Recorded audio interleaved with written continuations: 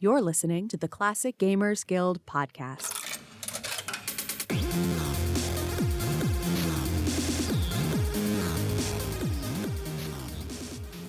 Hello everyone, welcome back to the Classic Gamers Guild podcast. I am here today with the lovely Anna. How are you doing, dear? I'm pretty good today. How are you, Paul? Fantastic, thank you for asking. Today we're talking about the other side of gaming, which would be the hardware side. We wanted to kind of take an episode and just go into anything related to gaming that's not gaming, if that makes sense. When you like to game without playing a game, this is what you do. You fiddle with emulators and old hardware and even new hardware, getting old things to run on.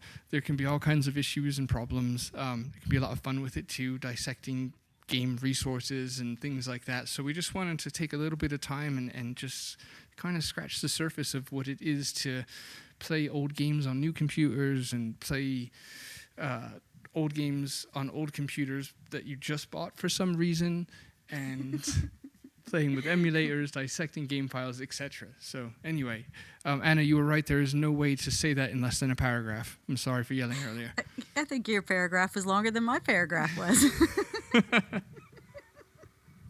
But yeah, that's about right. I mean, back in the day, sometimes I wanted to play a game and I couldn't, or I wanted to play a game and I did even though I shouldn't, and my computer wasn't ready to handle it. But, remember patience and limited resources back in the day. And sometimes nowadays I want to play a game from back then and I can't for other reasons. So I have to get a whole new, say, computer or use an emulator. So there's a lot to it.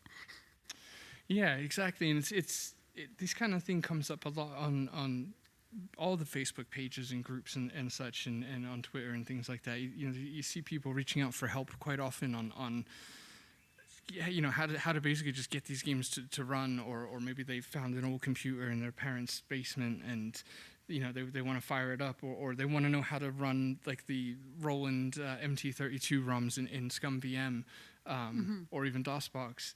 So anyway, I think since we both have experience with all these kind of different things, we could just, I don't know, get into it. Make this, maybe this will be somewhat informative for once after 120 whatever episodes. No guarantees, no refunds. Well, back originally, we got our first computer. It was an Atari TR-64, so that was like an 81 or 82, and all it really needed to do was run a few super basic arcade games and stuff. I didn't have to worry about compatibility. Whatever we had would work on it. But then we went a little bit more forward. We went to the Commodore PC-10 so it didn't have its own hard drive when we first started up, and it had an amber monochrome screen, and it was slow, and it was amazing. It didn't seem slow then. I mean, now if I was to play it, I'd be like, oh boy. But the games were so much easier to play, I think, because it was slower too. It would run slower. The games were slower. You had more time to think about things. There was advantages. Yeah, well, you bring up a good point about the computer being slower. I was just thinking about this the other night. So I guess to give some context for those listening, as opposed to watching, I guess I don't know why I say that sometimes. Like, this is I just want to say something to those listening. Well, we do go on YouTube occasionally. I don't know if this one's worth going on YouTube, but occasionally we do find ourselves up there. Yeah, go give us our third YouTube like. That'd be awesome. Really haven't figured that platform out. To give some context, so I've got a kind of a bunch of old computers. IBM has one of their headquarters, not the headquarter, but one of them in the States here is in Boulder, where I live. And so I got lucky where I came across 12 or 16 old PCs. I had given a nice gentleman at the thrift store a heads up that, I know you guys have to toss these or recycle them, but if you get anything, keep them. And he's like, what do you mean by old? I'm like, beige. If it's beige, don't throw it away. Call me. And so one day I get a call, and super long story short, I'm saying all this just to say that's what gave me my experience with old computers. So I went through like this phase where I was really obsessed with operating systems. I would install kind of basically every operating system that I could. And I kind of came to the conclusion that give or take, heavy on the give side, but still, the computers in 95 running 95 hardware and 95 OS and a 95 game, it feels like a computer today. And I think it almost comes down to like we reach the capacity of our hardware immediately. Hence that kind of instant where things are what's that bloody word, obsolete. There we go. Kind of immediately, because it's like, I don't know, running a computer from 95, it doesn't feel slow. Like, yeah, I mean, the actual startup maybe takes a couple more seconds than starting up modern Windows or Mac, but it's like, other than that, folders open and close at the same speed, and I don't know, it's kind of weird. I guess I'm just trying to say I really expected old computers to just run slower than they do, but it's like the hardware that they have is so simple, it's pushing them gently, and I don't know. I feel like I should just cut that whole thing out. Well, it's kind of true. I'm currently my old computer, and what I've decided to use the most for my retro gaming when I want to play right off the disc straight up is an AMD Athlon 850, which I guess you could probably compare most to a Pentium 3. Okay. So it's got like 320 megabytes of RAM, and it's got its CD-ROM and 40 gigs of disk space. So it's half decent. Now I'm running Windows XP Service Pack 2, although technically if I hook it up to the internet again, I might, or maybe stick in a stick, upgrade it to Service Pack 3 for compatibility. But right now it runs 90% of my LucasArts games, and I still use DOSBox on it mostly to run my older games. Okay, and so that's a good starting point to give our listeners some structure, at least a little more than last week. Sorry about that. Let's kind of start there. So I would say, in my opinion, that the XP machine is probably the best way to go for the majority of listeners, for 80-90%. Yeah, and it still can hook into the internet, but you do have to get your pin connectors for the older computers. But it's so close to new. Like literally, we have it sitting on the desk with our one machine that still runs Windows 7 and our other one that runs Windows 10. And on some games, you can barely tell them apart, like Panzer General. Right. Yeah, it's interesting. Yeah, XP's a great environment, because it's like you said, a lot of the emulators still work on it, like DOSBox and Scum. So it's kind of like a failsafe where if it won't. And I know the point of using or buying an old machine is obviously not to use an emulator, but the good people at Scum VM, the latest 2.2 release has a Windows 9X version for some reason, which I just love that. It's just a because we could sort of thing. But XP is great because the hardest games to run, probably then and now, but especially now, was like, and this is my opinion, would be like 98 to like 03. Oh something God, like that. yes. Yeah. And I mean that's outside of like the beginnings of registration and one code things and other things that started popping up around that time. Yeah. Like, oh, somebody's played this already? Oh, you might as well brick it now. Because if you can't connect to this, you can't play that. Yeah, exactly. It was, and I guess a lot of it is probably down to the how young 3D was, I suppose. And, polygon engines. I imagine they put a lot of strain on things. But yeah, it's even today. That's kind of the gaping hole in emulation. Is there's still a pretty big struggle to get certain late 90s, early 90s CD-ROM kind of games to work. It's tough. And I mean, if anybody listening is in that exact situation right now, it's the best way to probably go is a virtual machine, which they're amazing, but they can be a pain in the butt to put together. Like I had recently thrown together, it was called PC Emulator or PCEMU. It's not the PC Engine. Basically, there's two with the same name, and I'm not talking about the more popular one, which is on like the Android store and things like that emulates the PC Engine. This was an early DOS emulator, but long story short, it was just really tough to build and to put together. So it's you got to commit to it, but it's not hard. It's just a lot of instructions, but they're all easy instructions. So you look at this daunting list of like 12 things, 13 things to do with file paths, and it's just like, ooh, this. this looks like writing code. I'm not going to do this, but it's like at the end of the day, it's just you just read line 1, do what it tells you. Read line 2, do the thing, and after 12 steps or whatever, your thing is installed. So it's not that bad, but. It's But kind of anyway, like modding versus putting in a patch. Back in the day, you could just drop in a patch, but nowadays you have to like mod the exe and write things in and drop lines in places, and it's just slightly more complicated, although still very feasible if you just follow instructions. yeah, exactly. Yeah, exactly. Just take it one instruction at a time.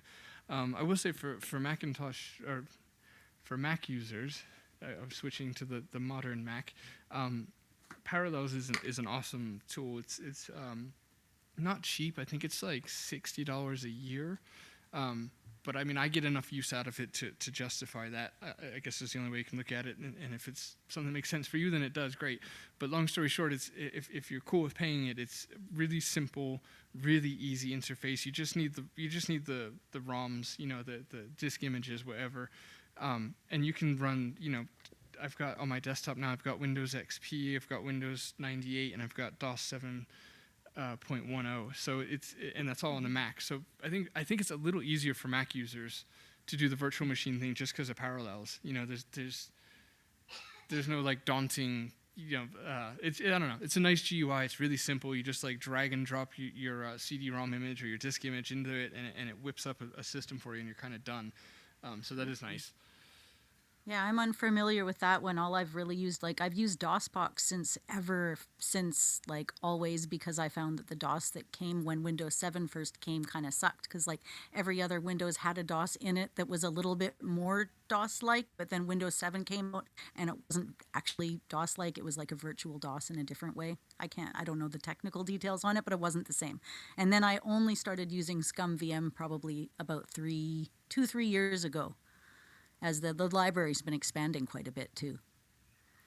Yeah, quite dramatically. Yeah, and they just kind of side note that ScumVM just merged with Residual VM, which was like their sister engine. Residual was just their 3D. The 3D version of Scum was Residual VM, and it doesn't run much. It runs like Grim Fandango and Longest Journey and like one or two others. But I thought it was neat that I just read a month ago or so that they merged together. So from now on, you can just run everything in Scum, which is kind of how it should be, especially when Residual only had like 3 or 4 games. But before we switch gears to that, I did want to say, if I was to have a holy trio, or maybe, quadruple, what would you call it? The holy 4, because I want my Windows 10, my Windows 7, my Windows XP, is I'd love to have a 486 again, because that's what I moved away from home with. And it would be cool to mess around with some Roland stuff too, putting it in there. I had a Sound Blaster, of course, when I moved out. But that I think would really be the perfect mix of computers. yeah, that's a really good one. I'm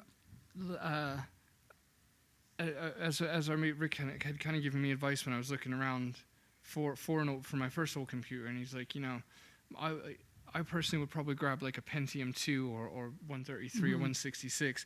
But he's like, knowing the games that you like, you'd probably just a 486 would be good. So for me, I think 486 would be essential, because my favorite games really are the mid-late 80s to like 91 or 2. Perfect. Yeah, and my 486 was still relevant when I moved away from home in 1995. I took it with me, and it ran King's Quest 4, of course, no problem. I'm sure it would have run 5, I think. Well, it didn't have a CD-ROM, but yeah, and even just the a CD, disk drive. the CD, because I've recently, as you know, played the first 6 King's Quest in like a couple month period of time, and I played them all on the 486, and it had no issues, surprisingly. That's where all my nostalgia lays, because I think I probably used that right up until I was about 20 or 21, before I got my first wee little Pentium. Right, yeah, and that would be my number 2. So I'd say 486, and then I'd say Pentium. I don't know.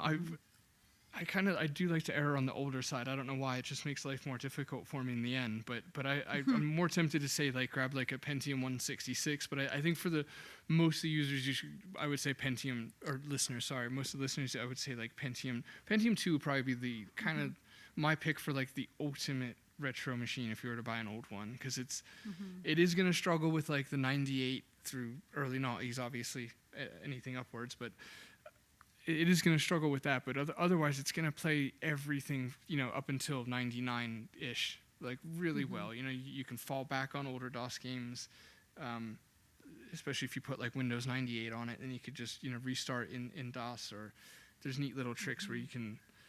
That's a bit too nerdy. I won't go that rabbit hole. But yeah, anyway, you could have a lot of fun with it. And I will say too, I guess before I forget, when it comes to old machines, is what's made it really rewarding and fun for me was the fact that you can now use SD cards for hard drives.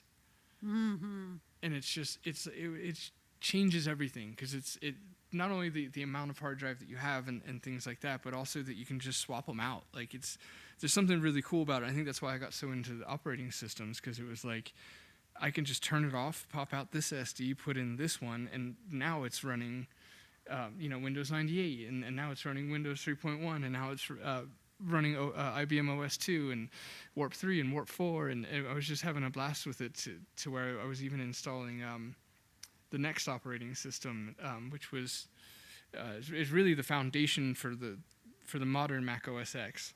The next operating system was like, when Steve Jobs he made the next computers, he made the next OS, let's say, obviously not just him, and when he went back to Macintosh, he brought that with him, and so Mac OS 9 and Mac OS 10.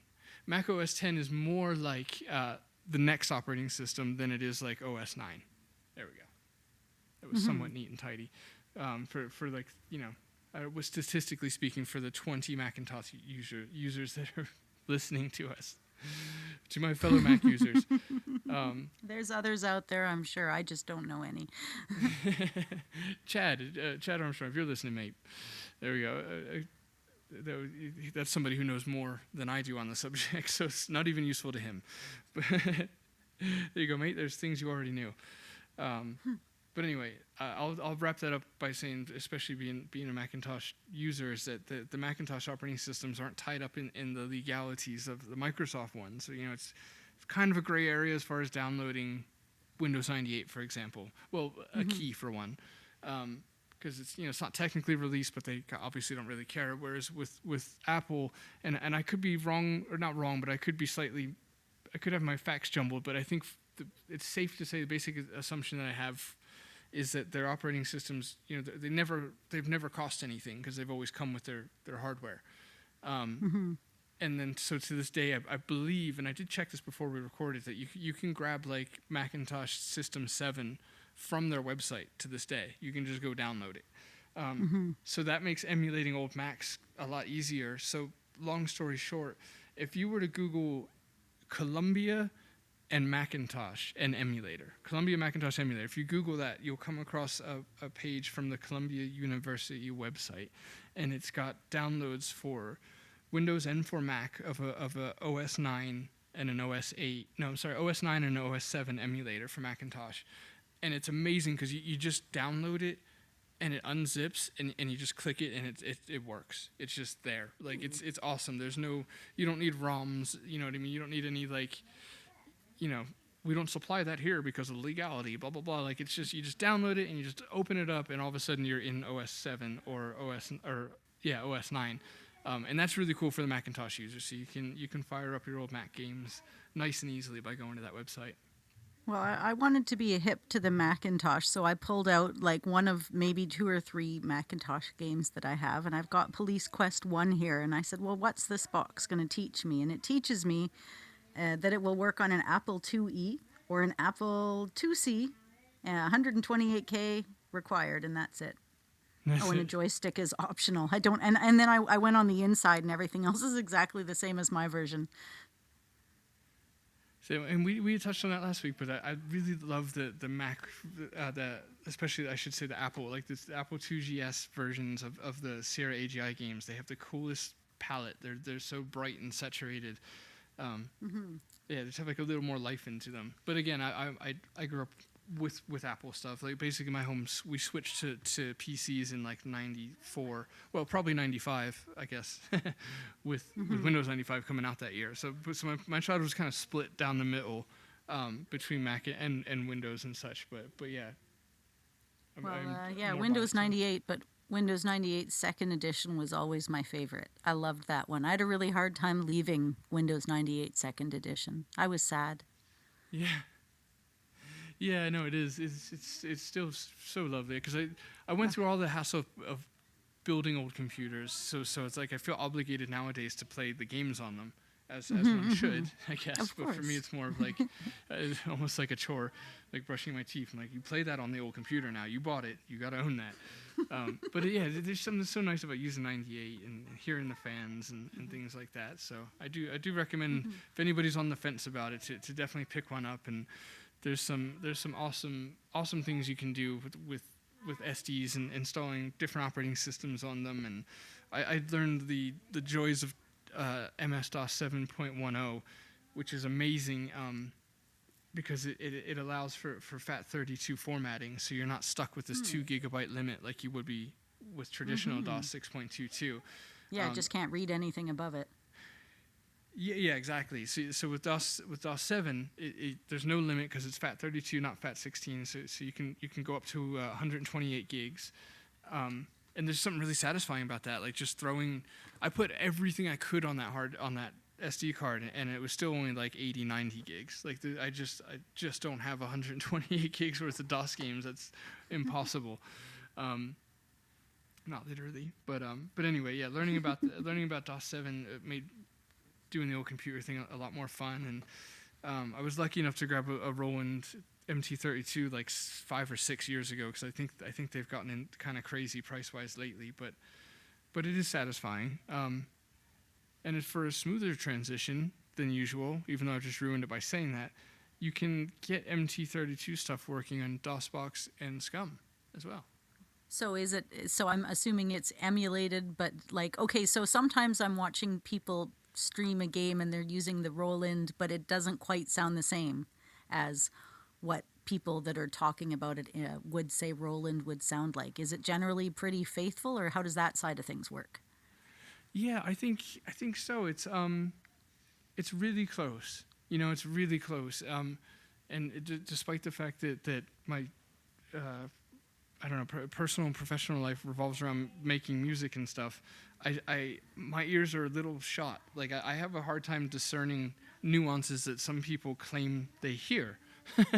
And that's not a critique to them. I'm the same way with food. I just don't taste the difference sometimes. Where I'm like, this $4 pizza tastes equal to or greater than lobster. Like it just does. Yeah. I don't notice like hints of pencil lead or an oaky finish. Like I don't understand all that when it comes to food or music. So I wouldn't be the best judge of character to say how close is it. I can definitely say it's not 100%, but it's definitely good enough. I mean, you're playing the game too. It's not like you're just sitting there like judging the sound quality. Like you're reading text and engaging in a game and solving puzzles. It's pretty hard to focus in enough on the music to discern that it's not close enough for your liking or whatever. Yeah, I think it's close enough. It's definitely impressive, and I know they've made it better through the years. I'm not sure there's been an update recently, but there has been updates. They're definitely making attempts. And also, when I say they, I'm referring to Munt. So for those of you who don't know or are curious and you want to get Roland sound, MT32 sound in your games, you want to download Munt, and it works with Mac OS, OS X, as well as Windows, of course. And yeah, it's a lot of fun. You don't need Munt with ScumVM. I should also make that clear, right? You just need the ROMs. Okay. For ScumVM, you just put the like ScumVM has a path called Extra. So you go into ScumVM's like GUI, and well, you just go into Scum. You go into Options. You go. For some reason, decided to make this literal as opposed to casual explanation. So you open Scum. You go into Options. You go into Path. Go down to Extra Path.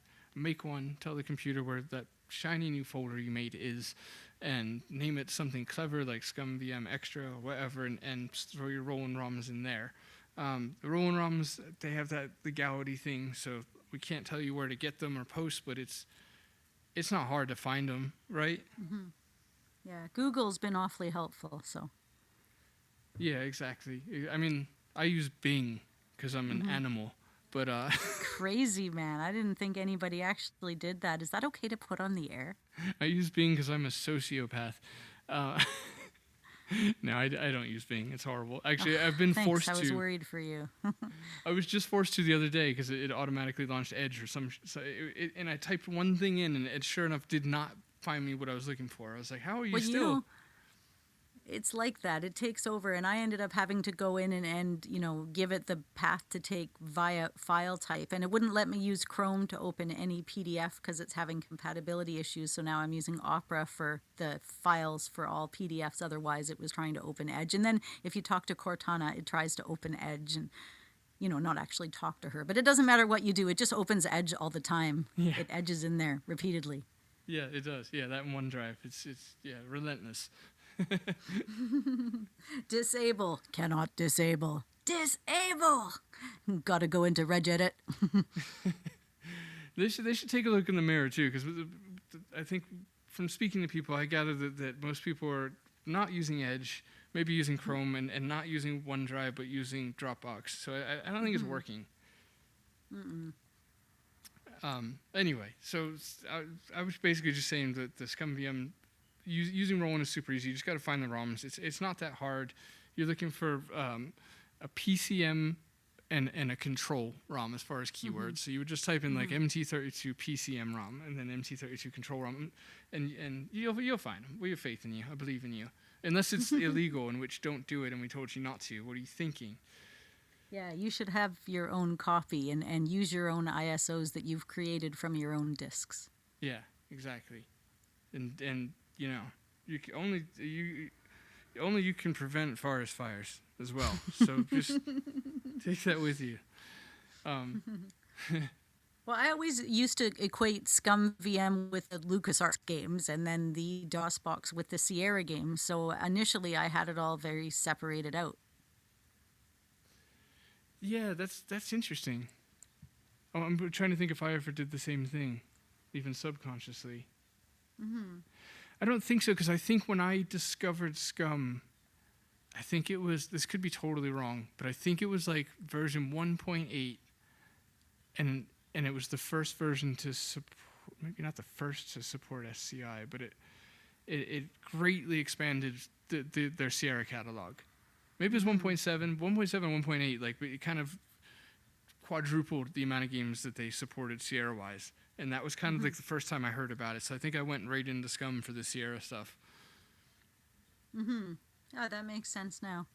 I mean, I can see it now. Okay, I'm trying to find a system that'll run a game that I have that I've never been able to get to run. That's the Gene Machine. It's the Great British Adventure. So it's a game. It's on CD-ROM. I'm just looking at the box here, and I'm trying to see what the actual what it's looking for. But I'm pretty sure it's let's see. There it is.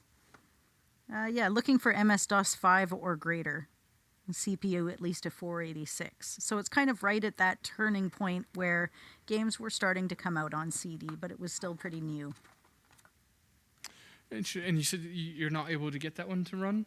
Never been able to. I've tried it on all the computers that I have, and I've tried it in emulation software and DOSBox, and I can get it to run, but I've never been able to get it to fully run. I've been able to get to like the title screen, and that's about as far as I've been able to get. Huh. And I'd like to play it. It actually looks very pretty for a game. It's like, I don't know if any of you have ever seen a show called George Shrinks. I think it's another British cartoon, but it's kind of in that style. Really cartoonish. I'm guessing you've never even heard of it? No, I haven't. I was just looking it up. Yeah. Google that one. It's adorable. Well, it's funny. This came up when we were doing the little horror series a few months ago. The game that you had recommended, Blackstone? Brownstone?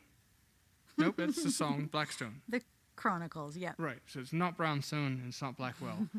It's that thing in the middle. So it was in our host chat, but I was going back and forth with Rick about getting it to work on his side of things, because it's that weird 90. Windows 98 has. It could really use its own emulator in a sense. Yeah, there's a if people have a problem with a game, it's usually a 98 operating system game. Maybe Windows Me, but like most people didn't even bother, I think, trying that one. But yeah, again, just that really weird period where it is hard to point people to things for that, because again, besides virtual machines, which are either cost money or a pain in the dick to set up, not a literal one. Oof. I don't know why did I do that. Why did I make everyone go back to that thing that I regretted saying? But yeah, and I have even on Mac OS X, there's a Windows 95 emulator, but like it doesn't let you import like files. Like it's really hard to find just something for Windows 98 era games that won't play. You can install Windows 98 into DOSBox. It's not. Again, it's not hard. It's just it's a particularly long list of instructions, and a bit of like a treasure hunt as far as finding drivers for things, and that's a pain in the dick as well. Actually, it really is. Yeah, there's no easy way. If you really want to play a 98 game, you can definitely do it, but it's gonna take an hour. Yeah. Yeah, I've had the most trouble with that area. Even with my LucasArts collections, it's like some of them will work and some of them won't. Like, for example, I was able to get Day of the Tentacle working, but Sam and Max gave me a lot of trouble, even though it's out of the same LucasArts collection. Right. That's interesting, too. Yeah, for no good reason at all.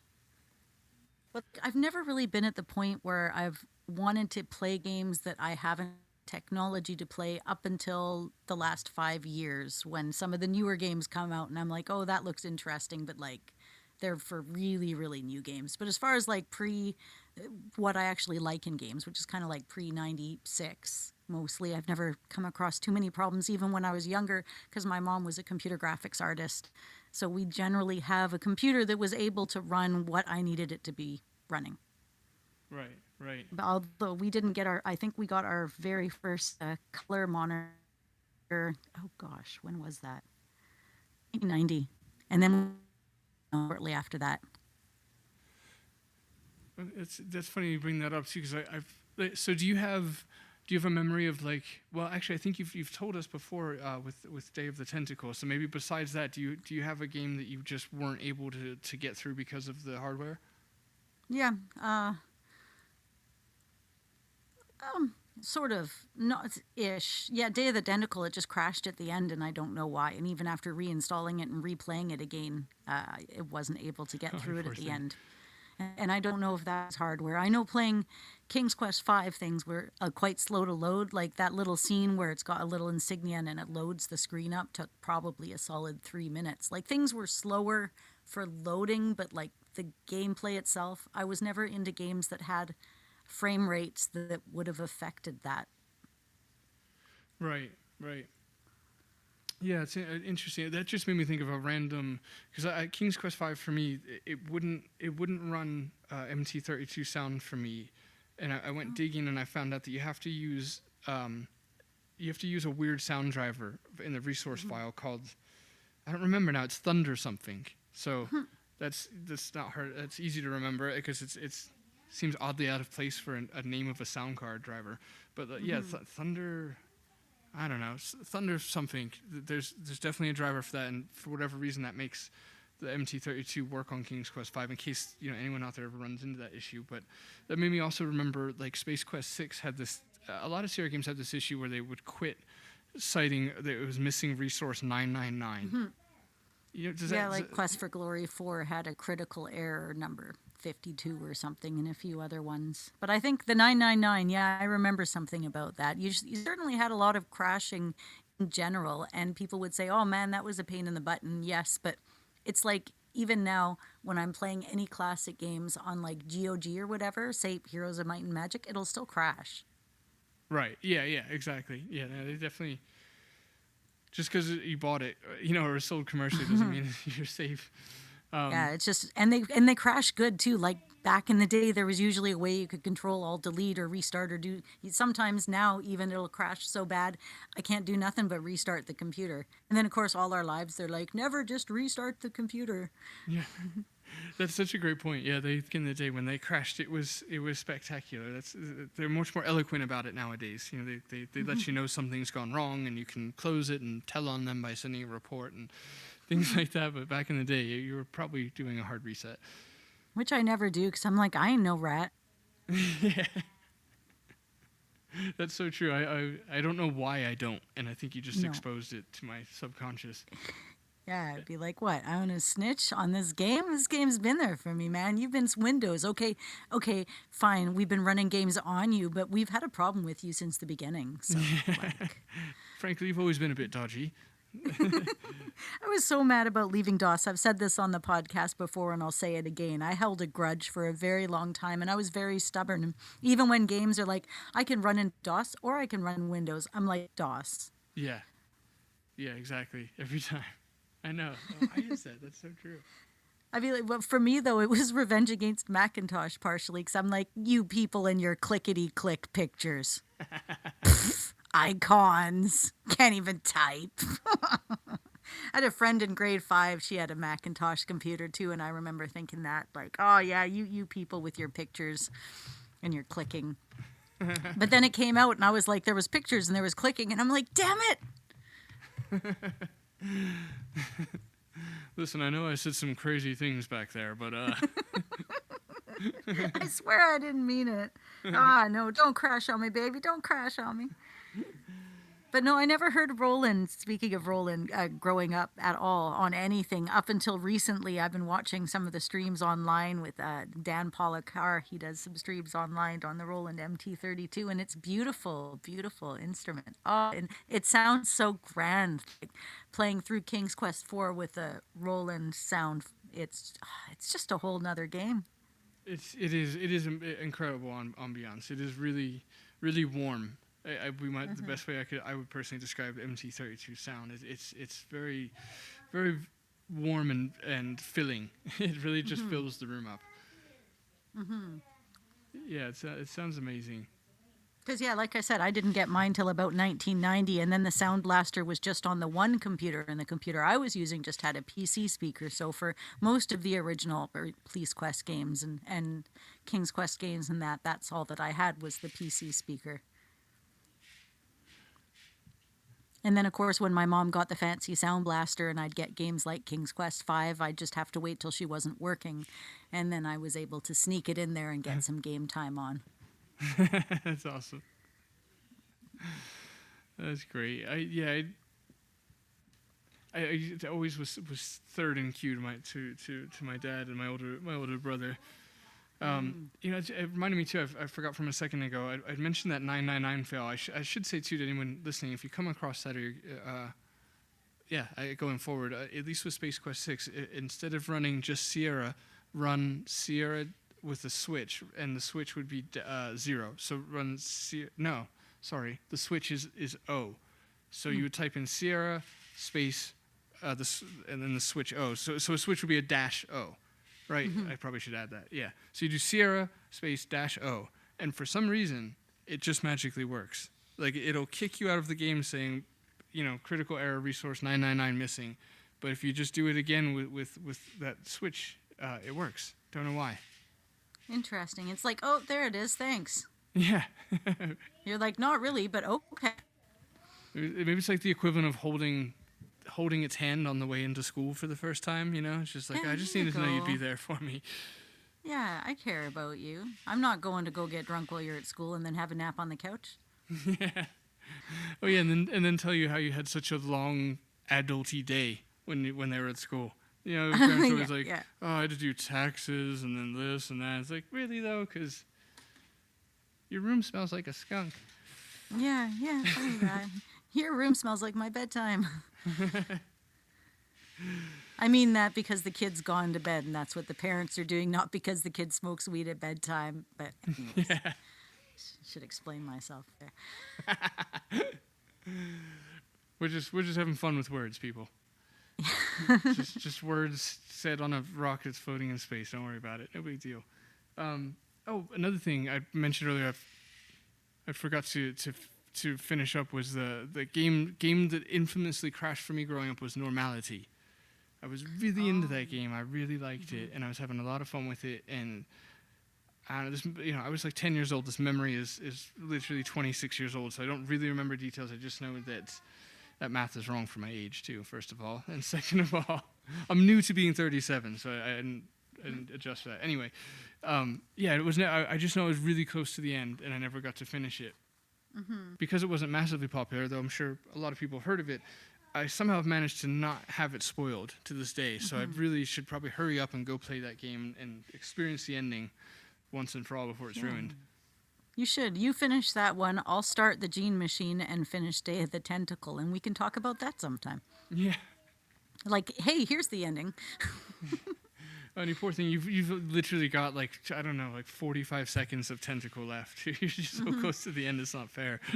I know. I said at this point maybe I should just be watching a YouTube walkthrough, but the joy of playing a game again. There's always that, and I'll load it up on my my AMD 850 there. So. Yeah, no, that's a great point. Because I think I've shared this at least with you probably on the podcast, but a similar thing happened to me with Last Crusade. So I know what it's like to you play it all over again, and it does work, and then it literally ends 20 seconds later, or it's like, oh boy, that was a lot of work to get those 20 seconds. Exactly. Was it worth it though? Was it? Well, I have memories of finishing most games I played as a kid. I'm pretty sure, like I said before, at least one time all the way through. So I'm always kind of surprised when I play a game as an adult and I don't remember the very end. And I'm like, did I blank it out because I remember everything else? Or did I literally stop this close to the ending? Or what the heck happened here? Yeah, no, I had that same issue too. It kind of was exposed when we were talking about Mario Brothers because I knew the ending once it was explained to me, but I completely forgot it. It did. That Mario Brothers episode got me to play more Mario Brothers, and then I was like, here's my question. Do I hook up my Nintendo and play my original Mario 1, 2, and 3, or do I do it the easy way because there's continues and saves and you lose a little bit if you want to mess around with the game and do the Super Mario All-Stars, and I ended up going with the Super Mario All-Stars, so we've been playing that for the last 2 weeks. Okay, so help me understand, being a primarily adventure kind of gamer person or whatever. It's a weird thing to say, I guess, but it had to be said because to say that I don't play many console games and things like that. So the question is there some sort of the feeling that I would get from playing a game on an old PC is kind of enhanced by the fact that you can hear the computer's fan and you can it kind of comes alive and maybe like a bright green or red 166 or 66 pops up from the LCD thing telling you your CPU size. It has a keep talking to me, baby. I love it. That's the good stuff. It has this appeal of nice furniture in a sense, the whole thing. So the question is, can you get that out of a console? What is the answer to that question? Would you play it on? What would you gain from playing it on the actual NES? My fun little tricks that I can show off to people. Like the little hacks where you can make yourself go from when you get the dragon at the end of the level and you're big, but he makes you small, but you're actually still big, and then you're in opposite lands where you can have firepower when you're small, and you can't do it on remake. I have a hard time getting all those crown, ball, extra lives in World 3-1 in the remake, but I can do it in the original, so you keep getting extra lives and then you just stop right before you die. So some of those little tricks, I find the dynamics are a tiny bit different. It's a little bit floatier on it, but I find 2 to be really, really authentic. There's not a lot of differences in 2. 1 is the one that is probably the most different. Interesting. Okay, so emulation, definitely you can feel a difference in 1 emulated. I can see a difference in those, what are they called, the bugs. I do like exploiting bugs, especially when I was a little kid. I spent a lot of time learning how to exploit them. So it's when I can't, it feels like I'm missing a part of the game. Right. Yeah, I get that. Okay.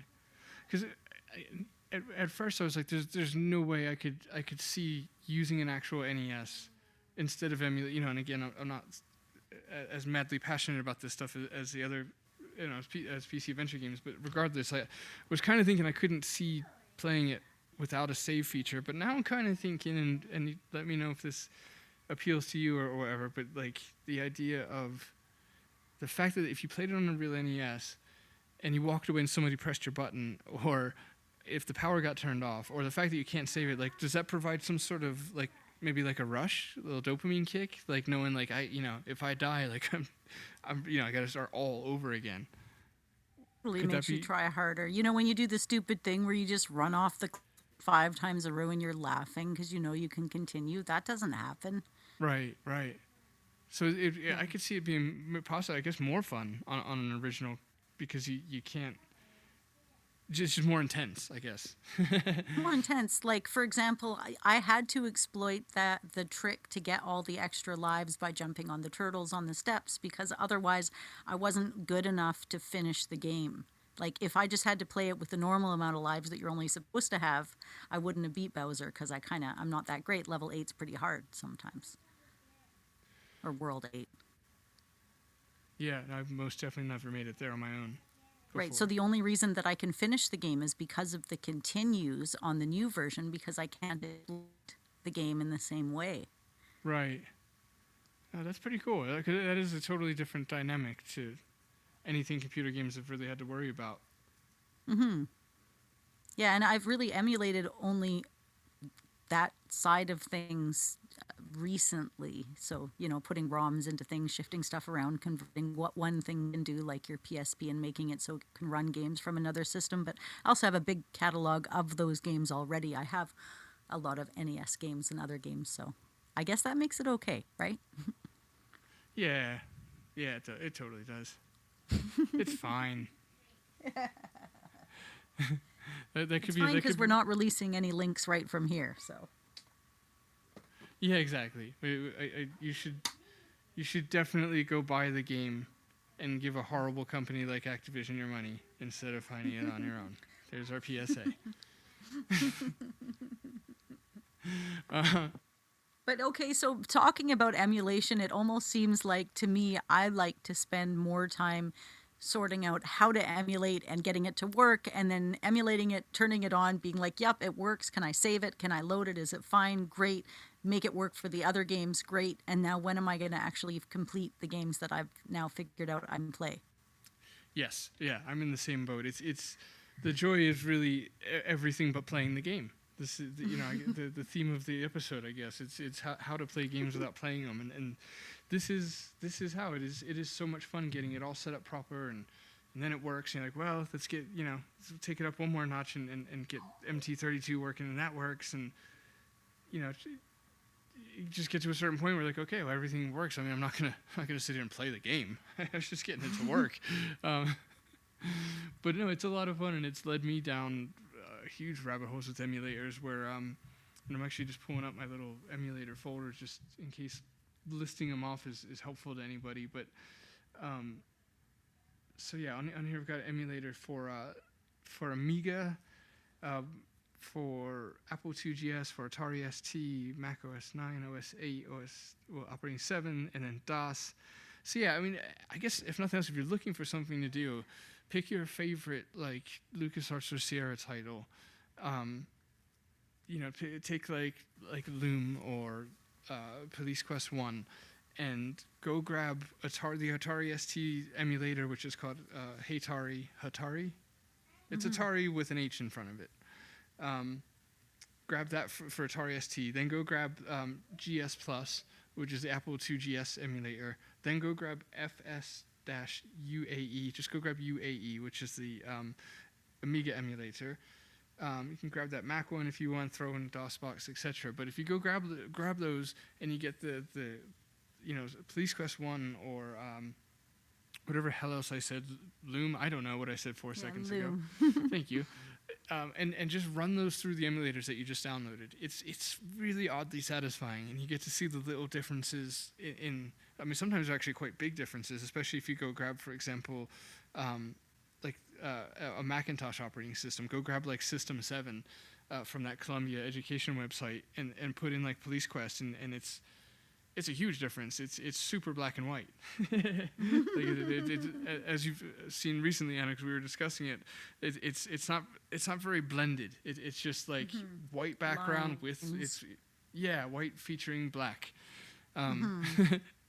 The Max look was unique, but it's fun because you can run different like filters and such in ScumVM. if you tell Scum, hey, this version of Police Quest is the Atari ST version, it'll make some adjustments, but it's not quite radical enough.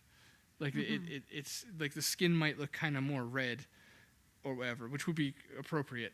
But it's just not quite like the same as the emulator, which I'm sure in itself is not quite like the same as the machinery. But the point is like Scum, it didn't really do it for me, the filters and stuff. But when you run them through the actual emulators and you see these games, you're like, wow, this is really cool. And oh my god, the Macintosh version of Space Quest 1 has a voice in the beginning of it. Like when he comes out of the elevator, there's a lady warning him of self-destruction. Like you just find these little weird things that different systems got that yours didn't, and it's a lot of fun.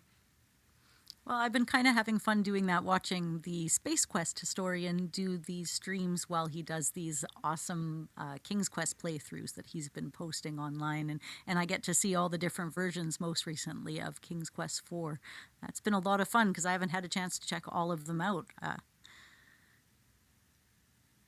Yeah, Trolls is such an amazing guy with amazing content. I love Trolls in a very unhealthy, borderline sexual way, and I hope you hear that, mate. I think we all do. It's not just his height; it's his Space Quest knowledge and the vastness of it. It titillates all of us. Yes, and he's got eyes that are like summer's first blueberry. It's amazing. I think they're blue. I hope they are. I'm trying to. If I'm gonna sell this bit we're doing here, they better be blue. Damn it. No, Trolls is an awesome guy, and like you said, his content.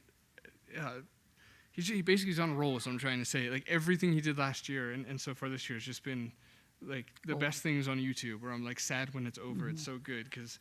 Yeah, he took us through all the different versions of the Space Quest games, and then he took us, showed us all the different things you could do with the debug codes, commands, and yeah, it was so much fun. And that's kind of like the spirit of this episode, right? Is the fun things you can do, just kind of, faffing about in old games that you like without playing them. And and debug, I mean, we save that for another time, but that is in the same vein where it's just like, oh, cool, a lot of these Sierra games had debug menus, let's just go. Yeah, even going back to like Suck Blue Frogs and some of the ones like that. That was my very first experience with playing around with debug menus and what happens if you go too far and how can you break the game and what things can you do and it doesn't break the game. So it was really cool learning experience for me, seeing some of that backdoor stuff. Yeah, exactly. I know, like, for example, the Codename Iceman beta, which was an amazing story. Go check out LGR's channel. I'm sure half of you already are aware of who he is, but go check out his channel and type in, I don't know, LGR Sierra computer. Code name, yeah. Maybe throw in Ken Williams, I think, is in the title of the video. But basically, he gets a hold of an old PC Junior, I believe it is. It's a little late to be a PC Junior, but I think it was. Right, because when Iceman came out, PC Junior would have been discontinued. It doesn't matter. Super nerdy. I think it was PC Junior. Again, it doesn't matter. He came across an old computer, and in the video, he basically struggles to get the computer's hard drive to work. And spoiler, it miraculously does. Like, you can hear it spinning in his video. You can hear it struggling to spin. Like, it just sounds like death, like the death of a machine, just scratching metal and, the worst kind of sounds for a hard drive that you think. I think all he knew was that it came from Sierra. I don't think he knew it was Ken Williams. Maybe he did, doesn't matter. But turns out it was Ken Williams' actual computer, and on the hard drive, of all things, was a rare beta version of Codename Iceman. And it was just super cool because the beta versions for Space Quest 4 and 5 have been floating around the internet for a long time. Literally since the 80s, the whatever boys cracked them and released them or whatever, and so I don't know, some group of hackers, the something boys, I think. It doesn't matter. But the point is, you could find the Space Quest betas. They've been around forever, but like he was the one to introduce the world to the Codename Iceman one, kind of live on camera, struggling to get Ken Williams' whole computer to work. But I was saying that full circle. So sorry, all to just say that in that beta you can activate like the hotspots or like the walkable areas or something like that. So it's like basically a black screen with like blue silhouettes that show you where things should be and what you can touch. And like you said, behind the scenes, it's really cool. Yeah, I like that. Behind the curtain and see Yeah. what's going on, because everything about that side of things is fascinating. Like for them, for people designing games to be able to predict what we are going to do on this side of things just blows me away. Right. Yeah. Yeah. Exactly. No, that's the obsession. Like we've covered before, playing the games over and over again just to find new lines, and that's so cool. And as trolls had discovered, or made it known broadly that cursing at the slot machine in Space Quest will works as a cheat. You just have to say holy in any curse word, and that'll give you 3 cherries or kind of whatever you want. I think from then it opens up a code that you type it in, because I did use it last time I played the game. Yep. It does work. And I didn't know till I found out from you guys, the whole community, either. I was just like, oh my God, that would have made my life so much easier. Yeah, yeah, yeah. I've I been mean, using save scumming, but whatever. But yeah, yeah. Well, yeah, every Sierra gamer is a save scum. They taught us to do that. we didn't call it that, though. We just called No. it saving our game because we're not an idiot. Yeah, no, we exactly. I used the debug mode forever to skip the fighter. God, what's the name of the bloody thing that he flies across to the Ulan's Flats? Oh, in the Space Quest 1, the pod racer thing. Right? Is that what it's called? Isn't it just a pod racer? I think it is, but then my brain stopped me and was like, "No, you're just saying the Star Wars thing." But I don't know Star Wars, so. Yeah, I don't know Star Wars either, so. Huh. This could be the only podcast being recorded right now in the world by 2 people, neither of which know Star Wars. Yeah, like when I was a kid, I stayed in Toronto at a family member's house. I was about 9 years old, and the kids had moved away from home, and they had left all their Star Wars toys and everything at home and their movies. And I watched the 3 that were available. I guess now that's 4, 5, and 6 then. And that was the first and only time. And I don't remember a lot because it's been a while because I'm old now. Yeah, it makes the Star Wars thing has come up for me a bit too much lately. I feel the need, I feel this pressure to explain myself from nobody, just because it's Star Wars. It's like you just get this leper saying so do you not like Star Wars because you think you're cool because you don't like Star Wars? Is that what this is? Is this like an ironic thing? I'm like, no, it's. It's not on purpose. I just missed it. I don't know. I was born in '83, so I was a bit young for when they / not alive for experiencing them when they just came out, and I didn't care about the 3rd one when I was 7. So I don't know. I just missed it. I love Indiana Jones. That's the thing I'm weird about when it comes to film. So as if it's a consolation, if you'll let me off the hook, I like that other thing Harrison done. But Exactly. yeah, I just missed Star Wars. And then I'll wrap that up by saying that The Simpsons spoiled it for me. The ending. I remember at a young age, I used to watch Simpsons reruns over and over and over again. And so one of them I must have watched a million times was one where they parodied the I Am Your Father thing. So it's I don't know, once you're 11, you've never seen Star Wars, and then somebody's like, hey, this is the big twist thing that happens. This is why people, freaking out about it. There's really no need to watch it. And so I didn't. Simpsons kind of does that, though. It paraphrases everything, so you don't need to bother. Just watch The Simpsons. Yeah, exactly. And then I don't know if I should share this on the podcast. So when I was 13 or 14 or something like that, I was in Savannah. My brother was going to school at Savannah College of Art and Design, and he's like, this is unacceptable. A brother of mine's not seeing Star Wars. He was born in '75, so he was the perfect Star Wars generation candidate. And so he made me watch all 3 of them, I think in a night or 2. And I think it was just one night. And that was fun. It was a great memory, except for the fact that I got spooked. Maybe it was more 11 or 12. I better back down my age because I'm going to sound like a wuss in a second. Oh, it was more 6 or 7. It's totally. But no, I got afraid for a very legitimate reason, actually. And for some reason, this is going to go in the podcast, I guess, unless I cut it, in which case I'm just talking to myself while I edit this. Hi, future Paul. But the reason I got afraid, besides Star Wars, was the fact that when I showed up in Savannah that week, the FBI came knocking at the door to speak with my brother, and I went outside with them, and we rounded the corner, and there was all this police tape and such, and it turned out that a homeless guy was living in the house next to my brother's for a long time, and he was luring people into it and killing them. And when they knocked at the door that day, in the background was people pulling human bones and remains out of the ground for real. Wow. And so that's why I was afraid, because later that night we were watching Star Wars, and my brother and his girlfriend disappeared, and I was sketched out for a very legitimate reason, as I've just highlighted. That is one hell of a story, Paul. It's a pretty good that reason, you've just right? told yourself. Yeah. Okay, now I can be back to 13 or 14 or however what I originally said I was.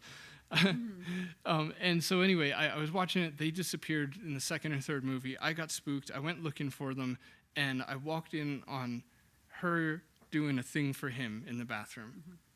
And I just don't like Star Wars. So, it's just... All around, that just the whole experience soured it for you. Yeah, it was a long day, the day I finally watched all the Star Wars. Well, you've justified it now, right? Picked up several scars. Yeah. Yeah. No, that's okay.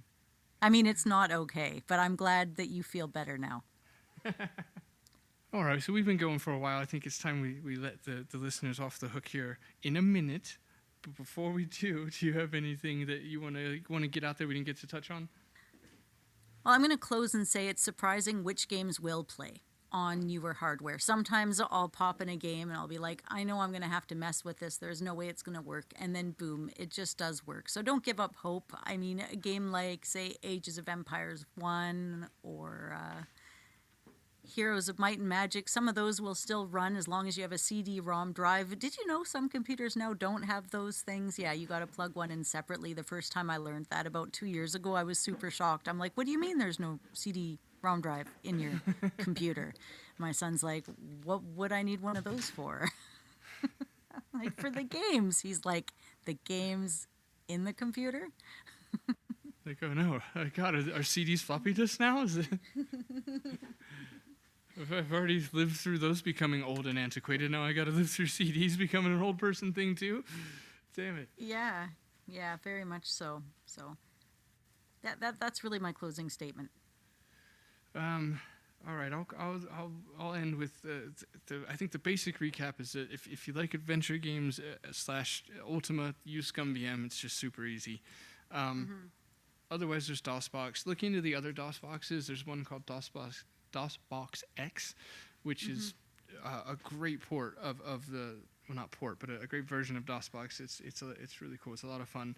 It's got, I mean, I don't know. Saying it's a lot of fun is super generic because I kind of spaced out there, but but it's got a lot of extra features, like the integration with MT32 is easier. The normal fork of DOSBox it's a kind of a pain with floppies. It doesn't let you like load a bunch up and then swap through them like it does with CDs. So installing it's kind of difficult. As a matter of fact, my only YouTube video ever is somewhere out there on YouTube, where it's how to install floppy disks in DOSBox, because it was something I couldn't find an answer on. And it's got like 700 views or something. So apparently it's a question, because it's a pain in the ass. And even to do it, the solution is a pain in the butt. And then the other thing we didn't get time for that I won't go too much into now is mobile things. But I will say with Android, I know ScumVM is pretty easy to get a hold of. You can go to their website, or it's usually in the Google Play Store. I say usually because they're a little slow to the updates happen faster on their website than Play Store, or on Play Store you have to sign up for beta. So it's I think a bit easier just to go to scumvm.org and download the APK and install it yourself. But there's a bunch of options for DOS. I don't know. I'm familiar with Android, but I've never really used a DOSBox on there. I think Magic DOSBox is maybe a good one. Magic DOSBox. Yeah, you got it. Awesome. Okay, so yeah, that's our recommendations. If you're on Android, get Magic DOSBox or ScumVM. If you're on iOS, you can get ScumVM and DOSBox going. It's easier if you're jailbroken for just everything in general when it comes to iOS. But if you're not jailbroken, kind of forget about ScumVM. You can do it. You'd have to pay for a service like iMazing that'll help you sideload things onto it. It's an ordeal. If you have like an iPad Pro, one of those nice like 13-inch ones, and you really want to do it, it's worth it. But if you just want to do it, it's a lot of work. If you're gonna use it, then it's worth it. But if you're just gonna do it to see it on your iPad real quick and never use it again, it's a lot of work and like $20, unless you're jailbroken. Now, the one awesome thing about iOS that a lot of people don't know that I do want to share is there's an amazing app out there called iDOS, and I've actually been beta testing it for like 5 or 6 years now, along with the developer Cheuji Lee-san. He's a really nice guy, but. So for years on the Apple Store, if you had iDOS or looked for something similar, it was blocked or restricted. iDOS you weren't allowed to really use it. Apple didn't want you sandboxing in the apps. Just a few months ago, Apple changed their regulations, so iDOS works again. So long story short, if you want to emulate anything that runs in DOS or DOSBox on an iOS phone, it's amazingly easy. Just go into the App Store, grab iDOS 2. I think it's $1 or $2. The guy works hard. He deserves it, and it's worth it. So chuck him a buck or two, get iDOS 2, and then you can load apps in 2 ways. And for iOS users, I'll make this super quick. You can either plug your phone into your computer, you go to where it displays, your iPhone stuff.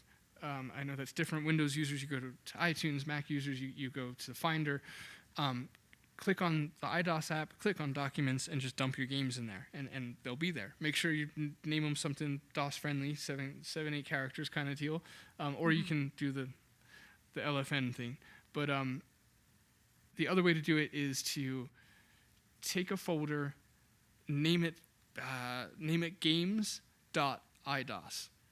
Put everything you want in there, put that in your iCloud, and then from your phone, you go into your iCloud, you tap on that folder you created, and it'll just open it automatically in iDOS. So it's really easy nowadays, finally, for iOS users to be able to play old games. So that's it. That's all I got to say.